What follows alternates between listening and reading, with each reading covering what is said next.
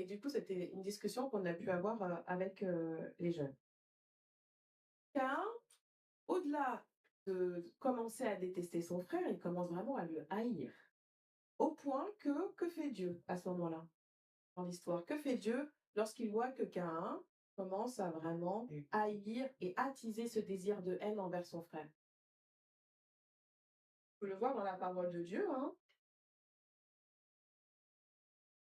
Donc dans Genèse 4, le verset 6, l'Éternel dit à Caïn: «Pourquoi es-tu irrité? Pourquoi abordes-tu un air sombre? Certainement, si tu agis bien, tu te relèveras. Si en revanche tu agis mal, le péché est couché à la porte et ses désirs se portent vers toi. C'est à toi de le dominer.»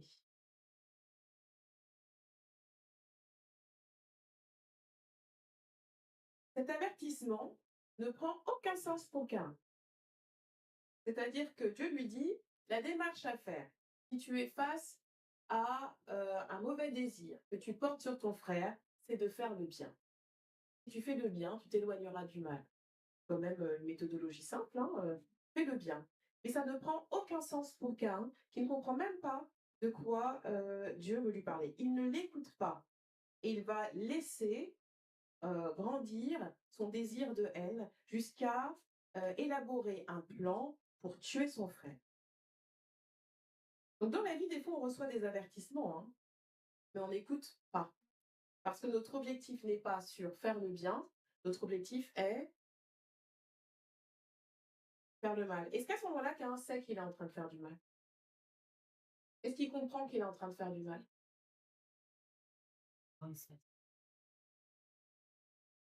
Il laisse juste la haine remplir son cœur. Je fais une petite aparté là-dessus sur la notion de justice. La justice de l'homme et la justice de Dieu sont deux choses vraiment différentes. Du point de vue de l'homme, on peut avoir tendance à se dire c'est bien fait, ou je suis dans mon bon droit, donc je vais du coup me défendre, ou je vais me venger, ou pourquoi Abel qui est mon petit frère et reçoit plus d'honneur que moi qui suis le plus grand? Pourquoi lui passe avant moi? On peut avoir du mal du coup à accepter que certaines personnes avancent alors que nous, on stagne, on recule, on n'avance pas dans nos projets. On voit d'autres personnes, leurs projets fleurissent parce que bah, Dieu a béni, donc laissons Dieu bénir. Et on est en train de se questionner sur est-ce que c'est juste? Il y a des personnes comme ça. Au lieu de se focaliser sur agis bien, se focalise sur est-ce que c'est juste? Est-ce que c'est juste que cette personne-là, elle est plus que moi, elle réussisse mieux que moi, alors qu'elle aussi c'est une pécheur. Moi, je sais ce qu'elle fait. Vous voyez comment l'esprit du malin détourne l'attention qu'on devrait avoir vers la parole de Dieu et vers la recherche d'agir bien, vers des justifications de ce qui est mal. Et là, c'est exactement ce qui va se passer.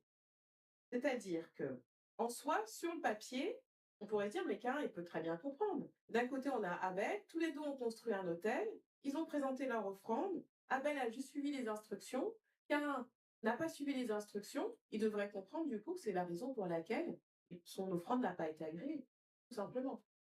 Mais non, il va jusqu'au meurtre, sans écouter les avertissements de l'Éternel. Alors l'Éternel, qui est quand même pédagogue, revient vers Caïn et lui demande: où est ton frère? Il est où ton frère? Non pas que l'Éternel ne sache pas où est son frère, mais il a besoin que Caïn lui apporte une réponse. Et Caïn, qu'est-ce qu'il lui dit? C'est ça. Je ne suis pas le gardien de mon frère. Est-ce qu'il était le gardien de son frère d'ailleurs? En tout cas, dans son point de vue à lui, non. Il n'avait rien à faire avec son frère. C'était pas à lui de le protéger. Donc l'Éternel lui dit, bah en fait, j'ai quand même, qu'as-tu fait? Parce que j'ai le sang de ton frère qui crie jusqu'à moi. Qu'est-ce qu'il crie? Le sang de son frère. Justice. C'est injuste ce qui est arrivé à Abel. Il a bien agi, il a suivi les instructions du Seigneur, il a tout fait comme il fallait. Et qu'est-ce qui lui arrive? Il est tué par son frère par jalousie. Et là, Caïn, on pourrait se dire, il pourrait, je ne sais pas, l'Éternel me dit, bon, qu'est-ce que tu as fait? Tu as fait une bêtise, etc. On pourrait se dire que Caïn, il va quand même se repentir, il va reconnaître sa faute. Et c'est là où je me suis dit: «Mais non, Caïn ne fait pas du tout ça. Qu'est-ce qu'il fait? Qu'est-ce qu'il fait Caïn?» On le voit dans le verset, 13. Caïn, c'est ça, il lui dit: «Suis le gardien de mon frère», et quand il lui dit: «Bah, là, je sais que tu as tué ton frère», il lui dit, et donc il lui explique sa sentence qui va être: «Bah, puisque tu as tué le meurtre, il y a une conséquence à ça. Donc tu vas devoir, tu vas être maudit, tu vas être chassé, le sol, ça sera beaucoup plus, difficile pour toi, de cultiver, ça ne te donnera plus aucune ressource». Et là, Caïn, il dit quoi? «Bah, attends, l'Éternel, là, mais je vais mourir, en fait». Il réalise, en fait, du coup, que lui va mourir. Donc il vient de tuer son frère, mais il est en train de se dire: «Ah non, mais moi, je peux pas vivre sans ta protection. Et comment je vais faire pour manger? Comment je vais faire pour vivre? Mais c'est pas juste. Comment je vais faire? Moi, je vais mourir». Comme si quelqu'un commence à se dire: «Mais attends, sans la protection de Dieu, je vais faire comment? Je serai vulnérable». Et c'est là où, la grâce de l'Éternel s'exprime. C'est qu'il donne une opportunité à Caïn. Il lui dit: «Personne ne te touchera». L'Éternel met une marque sur Caïn et lui dit: «Si on te touche, tu seras mangé 7 fois». Caïn, à ce moment-là, a la possibilité de se repentir. Il a la possibilité, de rester sous la protection de Dieu, de demander cette protection. Mais qu'est-ce qu'il fait? Il décide de s'éloigner. Il décide de s'éloigner de Dieu. Lorsque Adam et Ève ont été chassés du jardin, ils auraient pu se dire: «Ça y est, on s'éloigne de la présence de Dieu». Non, l'Éternel est resté avec eux, même en dehors du jardin. Caïn connaît l'histoire de ses parents. Il sait ce qu'ils ont traversé. Il sait qu'il peut réclamer la protection et la présence de Dieu. Mais il décide de s'éloigner, et on connaît la suite, hein, puisque la descendance de Caïn, ce sera une descendance du coup qui vivra dans l'immoralité, et qui ne suivra absolument pas du coup le chemin euh, proposé par l'Éternel, si bien que l'Éternel donne un autre fils du coup à Adam et Ève, il leur donne Seth pour réaliser du coup sa promesse.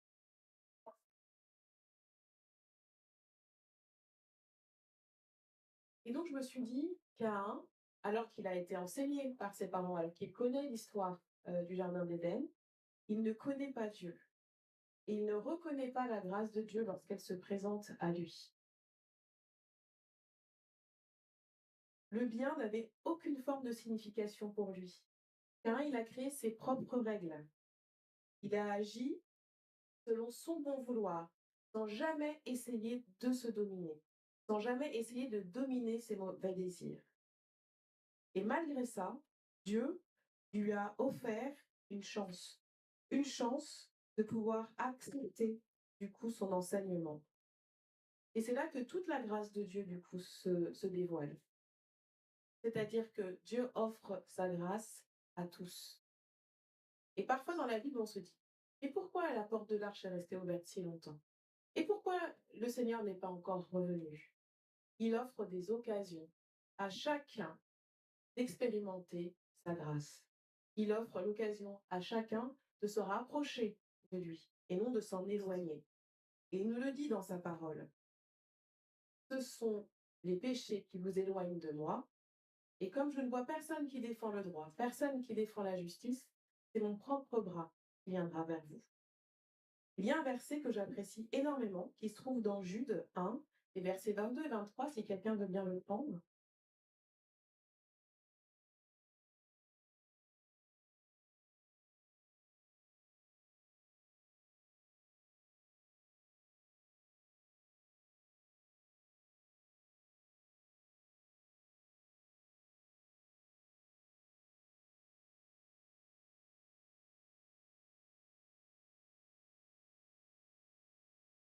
Jude 1, les versets 22 et 23. Reprenez-les, reprenez les uns, ceux qui contestent, sauvez-en d'autres, les arrachant du feu. Et pour d'autres encore, ayez pitié, mêlés de crainte, haïssant jusqu'à la tunique, soulevée par la chair. Ayez de la compassion pour ceux qui sont dans le doute, pour d'autres, sauvez-les en les arrachant de vous. Si le Seigneur tarde, Ce n'est pas parce qu'il attend que nous soyons dans une situation délicate et que nous perdions même le souvenir de qui est l'Éternel, c'est parce qu'il a de la compassion et qu'il souhaite arracher certaines personnes du feu. Lorsque l'on comprend ça, on comprend que la grâce de l'Éternel, ce cadeau qu'il nous a fait, c'est un cadeau que nous ne pouvons pas garder uniquement pour nous. C'est un cadeau que nous devons partager. Sans doute qu'il y a des personnes autour de nous qui cherchent du coup cette grâce-là. Peut-être que d'autres, au contraire, la refusent. Mais pour autant, est-ce que c'est une raison pour ne pas l'apporter au monde? Et parfois dans l'Église, nous avons cette tendance à garder pour nous, à garder l'enseignement que nous recevons, à garder les bénédictions que nous recevons, comme si les personnes en dehors de nos murs ne méritaient pas ces bénédictions ou ne méritaient pas cette grâce. Dieu déteste le péché, mais il aime le pécheur. Dieu n'aime pas le mal, il chérit le bien et nous demande nous aussi d'agir conformément à sa parole.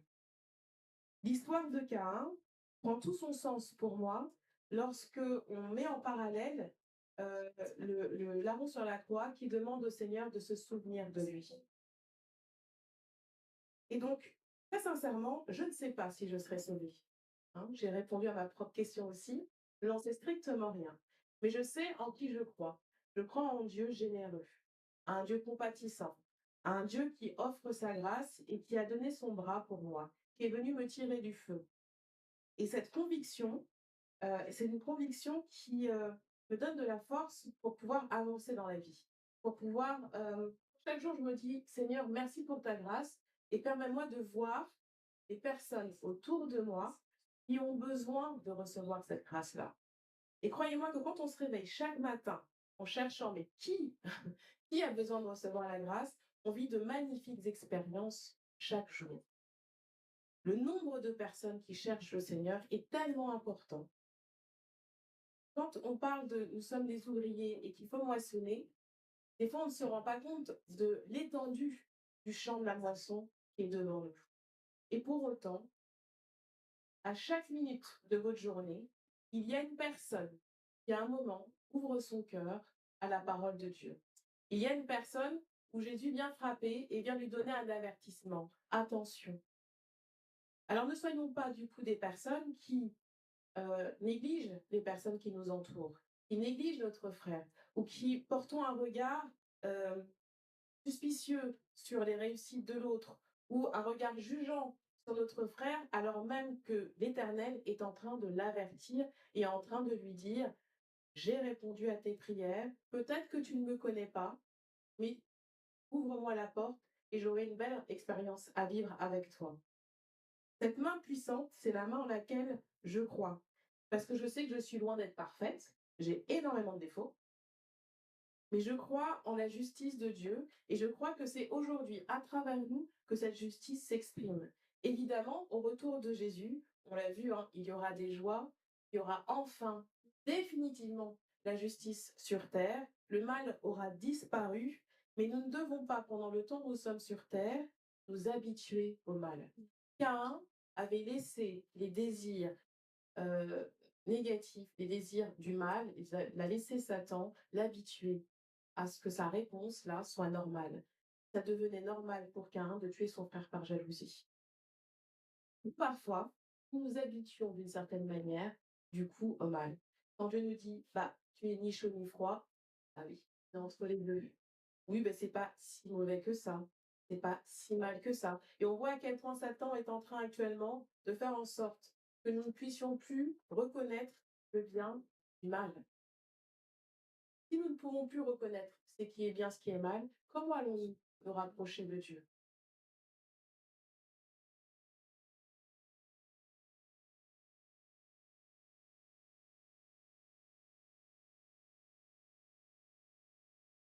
En tout cas, ce qui est certain, c'est que je crois que ce que nous vivons sur Terre n'est pas normal. Et qu'à aucun moment, on peut être convaincu que lorsque l'on ouvre la télévision, qu'on écoute les informations, lorsqu'on écoute du coup ce que les personnes vivent autour de nous, à aucun moment on peut estimer du coup que ces choses soient normales. se battre pour ce qui est juste ne devrait pas être une guerre en soi. Ça devrait être la normalité dans laquelle nous devrions vivre. Nous devrions tous les jours grandir dans la justice, grandir dans la compréhension de ce qu'est la justice de Dieu.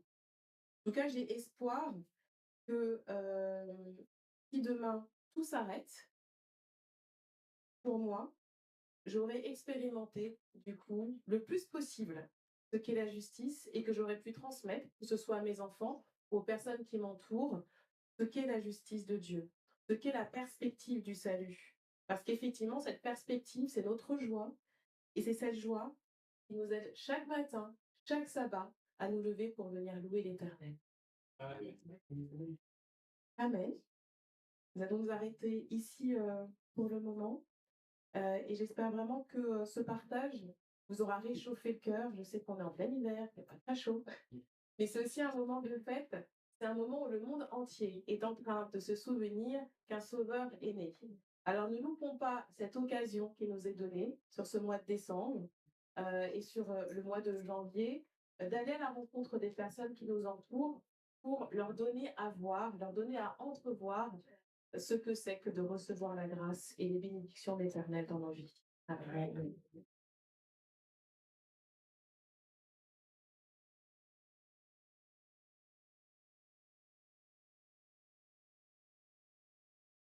Nous puissions saisir pleinement ce qu'est cette grâce, la puissance de la grâce, et nous en saisir ce cadeau. Je vous invite à vous tenir debout. Nous allons chanter ensemble le 406 de notre hymne louange. Nous attendons le Sauveur glorieux.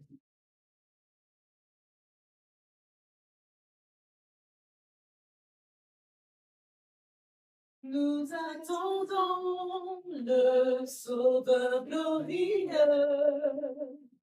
d'un cœur joyeux, rempli de confiance. Il va régner sur la terre et les cieux. Dans le beau jour de notre délivrance, voir face à face notre Sauveur. Oh, quelle grâce, quel parfait bonheur, voir face à face notre Sauveur. Oh, quel parfait bonheur. Autour de lui, nous nous retrouverons en un clin d'œil, formé à son image, à sa rencontre, ensemble nous irons. Et servir sera notre partage, voir face à face notre Sauveur. Oh, quelle grâce, quel parfait bonheur, voir face à face notre Sauveur. Oh, quel parfait bonheur. Là, le soleil chasse l'obscurité. Un jour sans fin succède à la nuit sombre. Plus d'ouragan dans ce port habité. Oh, le bonheur sera pur et sans ombre. Voir face à face notre Sauveur. Oh, quelle grâce, quel parfait bonheur, voir face à face notre Sauveur. Oh, quel parfait monde, tout près de lui, nous pourrons approcher et notre main par la sienne tenue dans les lieux saints, il fera bon marché. Après la foi, pour toujours par la vue, voir face à face notre Sauveur. Oh, quelle grâce, quelle faveur, voir face à face notre Sauveur. Oh, quel enfer, oh,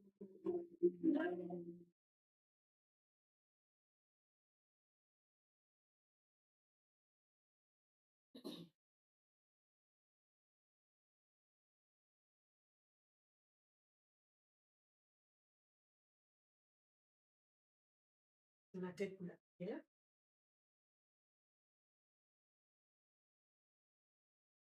Donne-nous, Père, de nous réjouir de ton amour.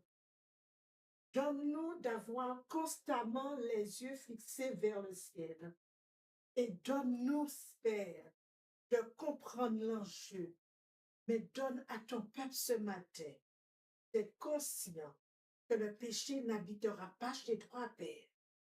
Donne-nous ce matin de nous tenir prêts pour vivre l'éternité avec toi. Donne-nous de te ressembler partout où tu nous permets d'être, mais donne-nous de ne pas passer à côté de ce rendez-vous. Permets que ce message de ce midi nous rappelle que tu es Dieu fidèle à travers l'histoire, le passé.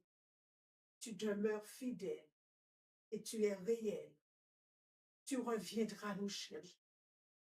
Alors, Père, ne laisse rien nous déstabiliser, mais donne-nous de garder nos mains dans tes mains et de nous préparer pour ton retour, pour vivre l'éternité avec toi. Envoie-nous chez nous, Seigneur, avec cette assurance, mais ne permets pas que ta parole s'envole de nos souvenirs. Donne-nous de rester fidèles jusqu'au bout. Merci, Père, pour ce sabbat et merci, Seigneur, de nous remplir de ton Esprit Saint pour nous guider tout le restant de cette journée. Donne-nous de demeurer à l'ombre de tes ailes, car ta parole, c'est la vérité. Au nom de Jésus, j'ai fait cette prière. Amen. Amen. Dieu te bénit et te garde. Il rayonne sur toi, t'accorde sa grâce. Ton Dieu se tourne vers toi, te donne paix. L'Éternel dit à Moïse, parle à Aaron et ses fils et dis-leur, voici en quels termes vous bénirez les Israélites.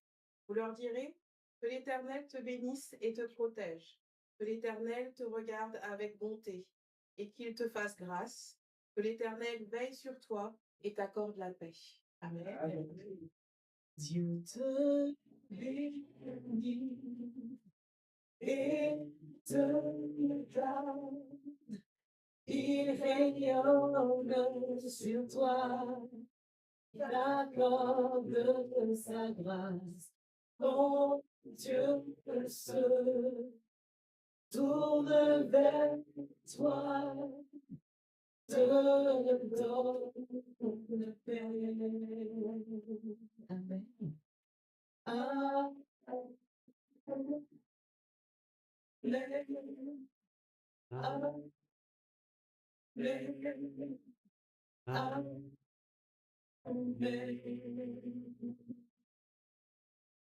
Amen.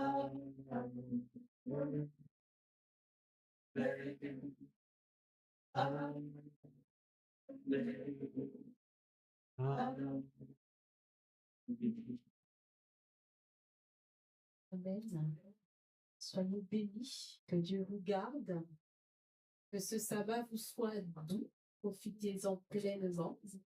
Et nous nous retrouvons sabbat prochain à 9h45.